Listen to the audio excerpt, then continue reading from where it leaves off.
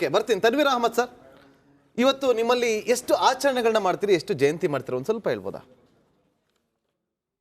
ನೋಡಿ, ಧಾರ್ಮಿಕ ಮತ್ತು ರಾಜಕೀಯ ಅದು ಎರಡು ಡಿಫ್ರೆಂಟ್ ಆಗಿರಬೇಕು. ಇವರು ಒಂದು ಮಾತು ಹೇಳಿದ್ರು, ಅವರು ಒಂದು ಮಾತು ಹೇಳಿದ್ರು, ನಾನು ಒಪ್ಕೊಳ್ತೇನೆ. ಚಂದ್ರಶೇಖರ್ ಅವರು ಪಾಪ ಉದ್ರೇಕದಿಂದ ಏನೋ ಮಾತಾಡಿದ್ರು.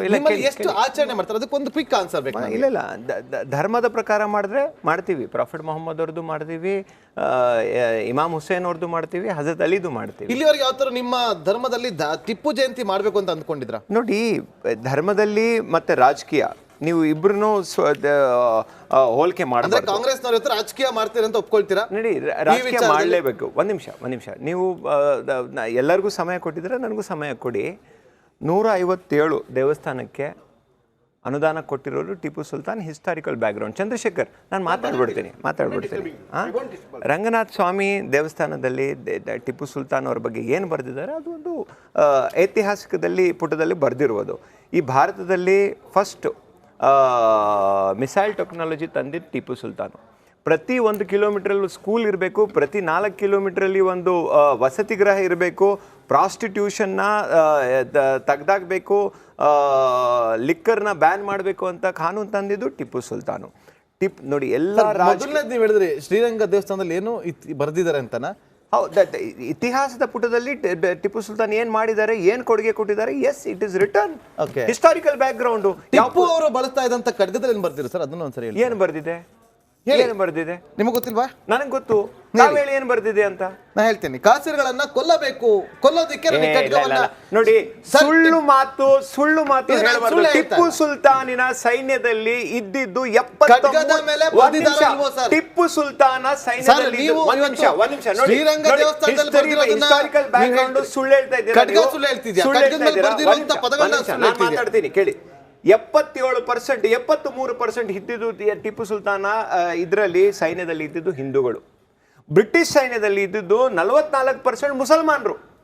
ಹಂಗ್ ನೋಡಿದ್ರೆ ಟಿಪ್ಪು ಸುಲ್ತಾನ್ ವಿರುದ್ಧ ಬಂದಿದ್ದು ಮುಸಲ್ಮಾನರು. ನಿಜಾಮ್ ಸೈನ್ಯ ಬಂದಿದ್ರು. ಹಿಂದೂ ಮುಸ್ಲಿಂ ಅಂತ ಹೋಲಿಕೆ ಮಾಡಬೇಡಿ. ಟಿಪ್ಪು ಸುಲ್ತಾನ್ ಸಾಡ್ ಮೇಲೆ ಏನ್ ಬರ್ತಿತ್ತು, ಇವತ್ತು ಟಿಪ್ಪು ಸುಲ್ತಾನ್ ಸಾಡ್ ಇದೆ ರೀ ಸರ್. ಹಿಂದೂಗಳ ಒಂದು ದೊಡ್ಡ ಗುಣ ನೋಡಿ, ಸುಳ್ಳು. ಇವತ್ತು ಶ್ರೀರಂಗ ದೇವಸ್ಥಾನದಲ್ಲಿ ಹಿಂದೂಗಳ ದೊಡ್ಡ ಗುಣ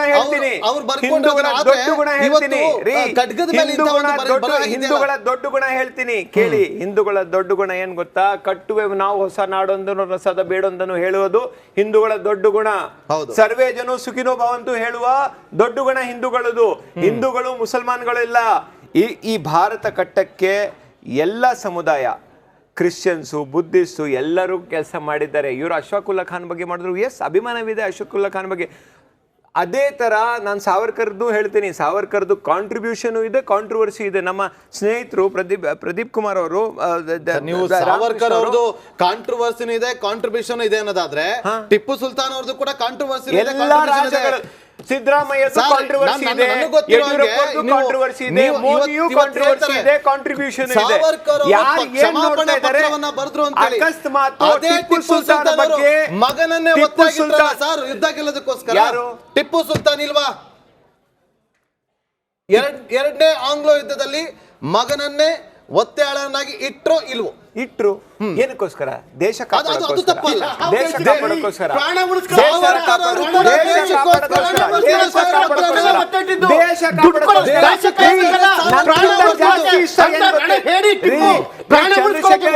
ಚಂದ್ರಶೇಖರ್, ನನಕ್ಕಿಂತ ಜಾಸ್ತಿ ಪ್ರಾಣ ಏನ್ ಗೊತ್ತಾ? ನನ್ನ ಮಕ್ಕಳ ಮೇಲೆ ರೀ. ನನ್ನ ಮಕ್ಕಳನ್ನೇ ನಾನು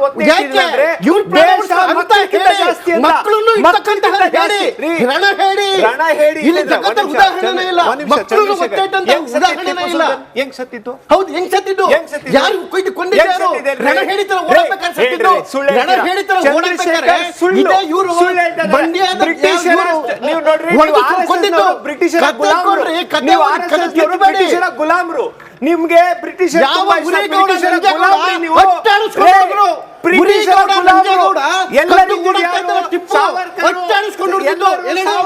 ಬ್ರಿಟಿಷರ ನೀವು ಬ್ರಿಟಿಷರ